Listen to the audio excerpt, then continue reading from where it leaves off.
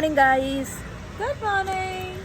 আমরা আছি হচ্ছে এখন জম্মুতে, আর 8:50-এ নামানোর কথা ছিল আমাদের ট্রেন, আর 8:50-এই নামিয়েছে।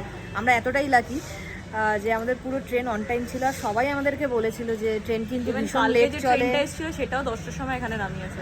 কালকে যে ট্রেনটা এখানে ঢুকেছিল সেটাও খুব লেটে ঢুকেছে, বাট আমরা এতটা লাকি যে আমাদের একদম অন টাইম ঢুকে গেছে। আমরা তো ভেবেছিলাম যে আমাদের হয়তো এখানে স্টে করে যেতে হবে, যেতে পারবো না আমরা আজকে শ্রীনগর, কিন্তু লাক বাই চান্স যে আমাদের ট্রেনটা এত তাড়াতাড়ি মানে ঢুকে গেছে। আর আমাদেরকে আরেকটা মানে অ্যাওয়ার্ড করে দিয়েছে কয়েকজন আর কি আর্মি অফিসাররা, যারা আমাদের সাথে ট্রেনে ট্রাভেল করছিলেন। তারা বলেছিলেন যে খুব সাবধানে যাবে, শ্রীনগরের হাওয়া ভীষণ গরম আছে। শ্রীনগর তোমার একটু মানে কি বলবো, বাইরের ট্যুরিস্টদের উপর একটু বেশি চোখ যাচ্ছে ওদের, তো একটুখানি অ্যাওয়ার্ড করে দিয়েছে। তাই জন্য সাবধানে থাকার জন্য ঠাকুরের নাম করে আমরা এসেছি, থাকবো, আর ঠাকুরের নাম করে আমরা পুরো ট্রিপ করবো।